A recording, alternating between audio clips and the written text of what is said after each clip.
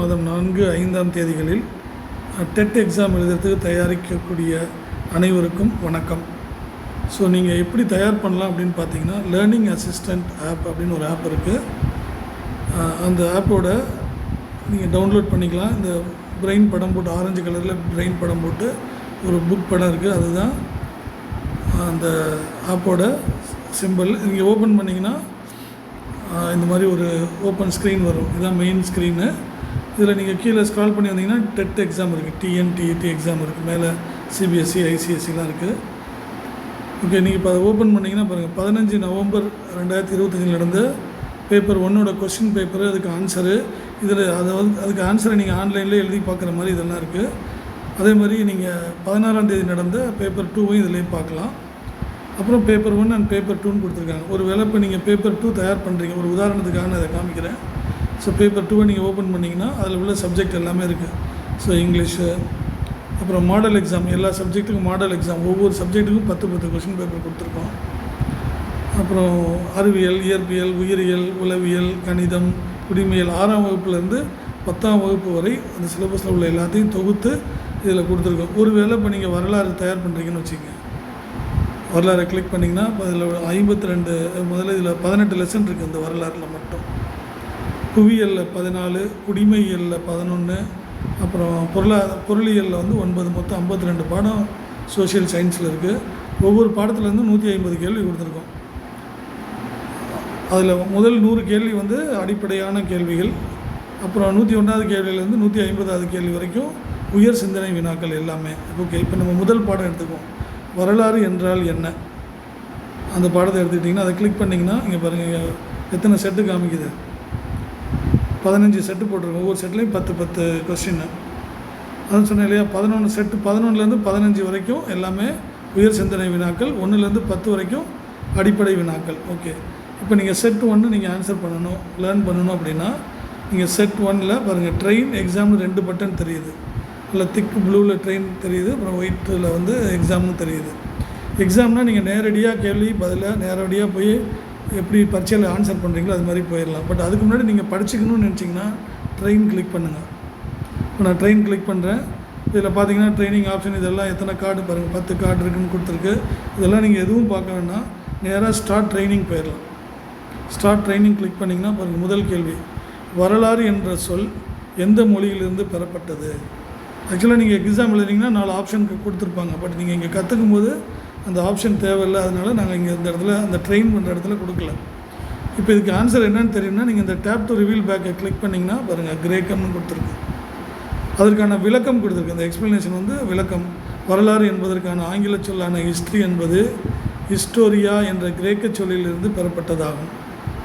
வரலாற்று ஆய்வுகளின் தந்தை எனப்படும் ஹெரோடோட்டஸ், இது ஒரு இன்னொரு கேள்வியாக கூட கேட்கலாம், வரலாற்று ஆய்வுகளின் தந்தை பெயர் என்ன அப்படின்ட்டு. ஹெரோடோட்டஸ் கிரேக்க நாட்டைச் சேர்ந்தவர் என்பதும் குறிப்பிடத்தக்கது. பாருங்கள், அடிஷ்னல் இன்ஃபர்மேஷனும் உங்களுக்கு கிடைக்குது அதில். இப்போ நீங்கள் 2வது கேள்விக்கு போகணும் அப்படின்னா கீழே பாருங்கள், அந்த ஃபினிஷ் லைனுக்கு ரைட் சைடில் ஒரு ஏரோ மார்க் தெரியுது. அதை கிளிக் பண்ணிங்கன்னா அடுத்த கேள்விக்கு போகும். இந்த லெஃப்ட் சைடில் இருக்கிற ஏரோ மார்க் கிளிக் பண்ணிங்கன்னா முன்னாடி இருக்கிற கேள்விக்கு வரும். இப்போ இதுதான் ஃபஸ்ட்டு கேள்விங்கிறதுனால பின்னாடி போக முடியாது, இப்போ நம்ம முன்னாடி தான் போக முடியும். இப்போ நான் அந்த ஏரோ கிளிக்கின 2வது கொஸ்டினுக்கு போயிடுச்சு. கிரேக்க சொல்லான ஹிஸ்டோரியா என்பதன் பொருள் என்ன. விசாரிப்பதின் மூலம் கற்றல் அப்படின்னு அர்த்தம். ஹிஸ்டோரியா அப்படிங்கிற கிரேக்க சொல்லுக்கு அர்த்தம் விசாரிப்பதின் மூலம் கற்றல் அப்படின்னு அர்த்தம். ஸோ இதுக்கான விளக்கமும் கொடுத்துருக்கோம், அதை நீங்கள் படிக்கலாம்.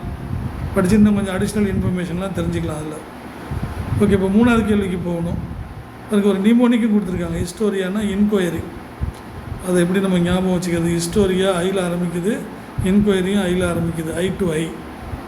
ஸோ விசாரிப்பதின் மூலம் கற்றல். ஓகே, அடுத்த 3வது கேள்விக்கு போகணுன்னா இந்த ஃபினிஷுக்கு ரைட் சைடில் இருக்கிற மார்க்கை கிளிக் பண்ணுறோம். ஓகே, நாணயங்கள் மற்றும் அதன் வரலாறு தொடர்பான அறிவியல் சார்ந்த துறை எவ்வாறு அழைக்கப்படுகிறது. இதுக்கு ஆன்சர் நாணயவியல். ஸோ அதுக்கான விளக்கம் கொடுத்துருக்காங்க, அதை நீங்கள் படிச்சுக்கலாம்.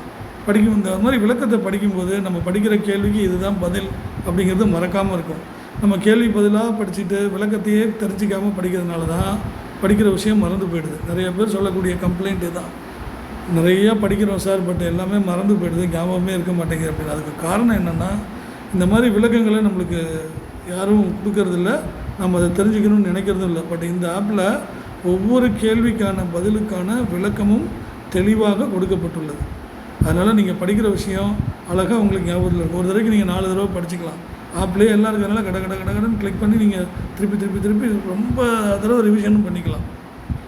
ஓகே, இப்போ அடுத்த கேள்விக்கு போகிறோன்னா அந்த ஏரோ மார்க்கை கிளிக் பண்ணுறோம். ஓகே, சரி, இப்படியே நீங்கள் 10 கேள்வியை முடிச்சிட்டிங்கன்னு வச்சுங்க. இப்போ நீங்கள் டெஸ்ட் எடுக்கணும் அப்படின்னா நேரடியாக இங்கே ஃபினிஷ் லைனை நீங்கள் கிளிக் பண்ணலாம். பண்ணிங்கன்னா அதுவே கேட்கும், டெஸ்ட் எழுதுறீங்களான்னு கேட்கும். எம்சிக்யூவில் எழுதுறீங்களா, ரிட்டனில் எழுதுறீங்களா, அல்லது மாற்றி வருமா அப்படின்னு கேட்குது. நீங்கள் எப்பொழுதுமே எம்சிக்யூ கொடுத்துருங்க. ஏன்னா நம்ம டெட் எக்ஸாம் ஃபுல்லாக எம்சிக்யூவில் தான் எழுத போகிறோம்.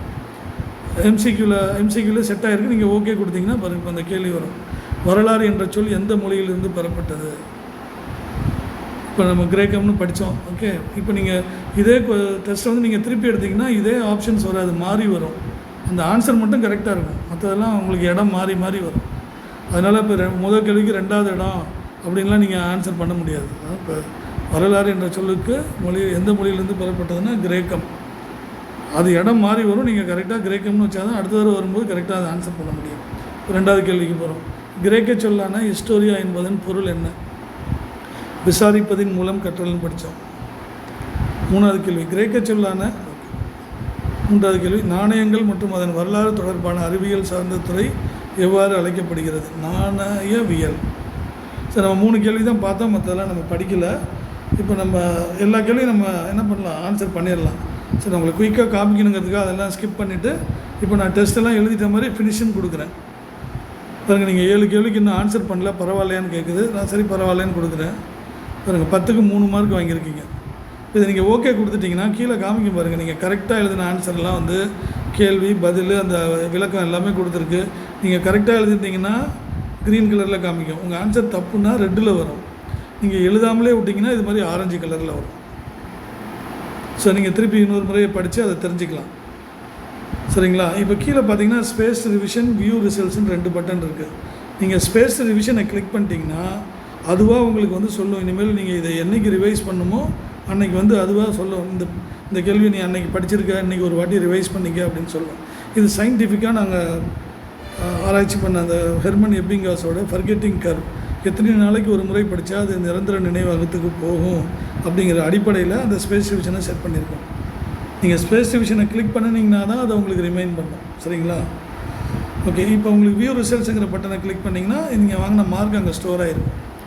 பாருங்கள், இன்றைக்கி தேதி 25 ஏப்ரல் ராத்திரி 11:29 செகண்டுக்கு இந்த டெஸ்ட் எடுத்திருக்கோம். 3 ரைட்டு, 7 எதுவும் எழுதாமல் இல்லை, 7 வந்து நம்ம எழுதாமலே விட்டோம், மிஸ்டுன்னு காமிக்குது. ஸோ எப்போ வேணுமாலும் நம்ம அந்த டெஸ்ட்டெல்லாம் எடுத்து நம்ம மார்க்கெல்லாம் பார்த்துக்கலாம். 10க்கு 10 மார்க் வாங்குற வரைக்கும் அந்த டெஸ்ட்டை திருப்பி எழுதலாம், எல்லாமே பண்ணலாம். ஓகே, சரிங்களா? இது வந்து இந்த ஃபஸ்ட்டு செட்டு மட்டும்தான் ஃப்ரீயாக இருக்கும். இப்போ நீங்கள் இந்த பாடத்தில் பார்த்தீங்கன்னா இன்னும் வந்து 140 கேள்விகள் இருக்குது. அதெல்லாம் நீங்கள் படிக்கணும் அப்படின்னா நீங்கள் பே பண்ணணும். 120 ரூபா ஒரு மாதத்துக்கு. எல்லா சப்ஜெக்டும், வரலாறு மட்டும் இல்லை, ஒரு பாடம் மட்டும் இல்லை, டிஎன்டிஇடி பேப்பர் 2, டிஎன்இடி பேப்பர் 1, இதில் எத்தனை சப்ஜெக்ட் இருக்குதோ அத்தனையும் நீங்கள் வந்து யூஸ் பண்ணிக்கலாம் 120 ரூபாய்க்கு. அதை நீங்கள் எப்படி பே பண்ணணும்னு பார்த்தீங்கன்னா, இப்போ அந்த 2வது செட்டு போட்டிங்கன்னா ப்ரோன்னு காமிக்குது. அந்த ப்ரோவை கிளிக் பண்ணிங்கன்னா இப்போ பாருங்கள், அந்த டெக்கு ஓப்பன் ஆகாமல் இங்கே வந்து அன்லாக் ப்ரீமியம் கண்டென்ட்டுன்னு காமிக்குது. இதை நீங்கள் ஸ்க்ரோல் பண்ணி கீழே வந்தீங்கன்னா பாருங்கள், ஸ்டார்ட் ப்ரீமியம்னு காமிக்கும். அதை நீங்கள் கிளிக் பண்ணிங்கன்னா, ஸோ இந்த மாதிரி ஒன்று வந்துச்சுன்னா மேலே கிளிக் பண்ணிங்கன்னா இது போய்டும். இப்போ கீழே பாருங்கள் அன்லாக் ப்ரீமியம் இருக்குது. அந்த அன்லாக் ப்ரீமியத்தை கிளிக் பண்ணிங்கன்னா உங்களை கரெக்டாக காமிக்கும். நீங்கள் இப்போ ஸ்டார்ட் ப்ரீமியம்னு கொடுக்குறீங்க, நீங்கள் போய்ட்டு உங்களுக்கு அந்த யூபிஐலாம் காமிக்கும், உங்கள் மொபைலில் காமிக்கும். நீங்கள் ஜிபே பண்ணிட்டீங்கன்னா உங்களுக்கு அடுத்த செகண்டு அந்த ப்ரோன்னு இருக்க எல்லாமே ஓப்பன் ஆகிடும். நீங்கள் ஆப்பில் இருக்கிற எல்லா ஃபைலையும் நீங்கள் ஓப்பன் பண்ணி நீங்கள் படிக்க முடியும். ஓகே, இது வரலாறுக்கு மட்டும் இல்லை, நீங்கள் பார்த்தீங்கன்னா எல்லா சப்ஜெக்ட்டுக்கும் இது இருக்கும். இப்போ நீங்கள் இப்போ இங்கிலீஷ் படிக்கணும்னு பார்த்தீங்கன்னா பேப்பர் 2 இங்கிலீஷ் படிக்கணும்னு போகிறீங்க. இங்கிலீஷில் வந்து இப்போ நம்ம நவுன் பற்றி படிக்கணும்னு வச்சுங்க. இப்போ நவுனை கிளிக் பண்ணிங்கன்னா உள்ளே போகிறீங்க. இதில் நிறையா கொடுத்துருக்கோம். இதுலேயும் பார்த்தீங்கன்னா அந்த ஃபஸ்ட்டு மட்டும்தான் ஃப்ரீயாக இருக்கும், மற்றது எல்லாமே வந்து உங்களுக்கு பெய்டாக தான் இருக்கும். சரிங்களா? ஸோ நீங்கள் இப்போ இதில் போய் எக்ஸாம் எழுதுன்னு பார்த்தீங்கன்னா முதல்ல பாருங்கள், எக்ஸாம் கிளிக் பண்ணுறீங்க. Identify the type of noun for the word within the quote. The crowd தான் கோட்டுக்குள்ளே இருக்குது, வாஸ் வெரி பிக். இப்போ இந்த க்ரௌடு வந்து என்ன வகையான நவுன்?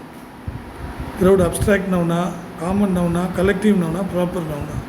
Collective noun. ஏன்னா க்ரௌடுங்கிறது இண்டிவிஜுவல் பீப்புள் நிறையா பேர் சேர்ந்து உருவானது தான் க்ரௌடு. அதனால் இது வந்து ஒரு கலெக்டிவாக நிறைய பேரை கலெக்ட் பண்ணி உருவான நவுன். அதனால் அது கலெக்டிவ் நவுன். சரிங்களா? இப்படியே நீங்கள் 10 கேள்வி நீங்கள் ஃபில் பண்ணிவிட்டு போகலாம். அதே மாதிரி இதை ஃபினிஷ் கொடுத்தீங்கன்னா உங்கள் மார்க் காமிக்கும். அதை ஓகே கொடுத்தீங்கன்னா பாருங்கள், முதல் கேள்வி பதில் பாருங்கள். இங்கிலீஷில் இதுக்கு விளக்கம் கொடுத்துருக்கு, தமிழ்லையும் கொடுத்துருக்கோம். க்ரௌடு என்பது ஒரு கூட்டத்தை குறிக்கிறது. மனிதர்கள் அல்லது பொருட்களின் தொகுப்பை குறிக்கும் சொற்கள் குழு பெயர் சொற்கள் எனப்படும். ஓகே, இப்படி நீங்கள் படிச்சுக்கலாம். எல்லாத்தையுமே நீங்கள் ஒரு கேள்வியாக பார்த்து படிச்சுக்கலாம். எல்லா சப்ஜெக்ட்டும் நீங்கள் இதில் படிச்சுக்கலாம். நீங்கள் வந்து பே பண்ண வேண்டியது வந்து ஏதாவது ஒரு இடத்துல அந்த ப்ரோன்னு காமிக்கிற இடத்துல கிளிக் பண்ணி இந்த 120 ரூபா உங்களுக்கு யூபிஐயில் பே பண்ண சொல்லும். ஜிபேலையோ ஃபோன்பேலையோ அல்லது கிரெடிட் கார்டோ நீங்கள் என்ன எப்படி பே பண்ணுவீங்களோ நார்மலாக எல்லாத்துக்கும் அது மூலிமா நீங்கள் பே பண்ணிங்கன்னா அடுத்த நிமிஷமே உங்களுக்கு எல்லா டெஸ்ட்டும் ஓப்பன் ஆகிடும். நீங்கள் தாராளமாக அதை பார்த்து படிச்சுக்கலாம். ஓகே, இது பிரயோஜனமாக இருக்குன்னு நினைக்கிறேன். நன்றி.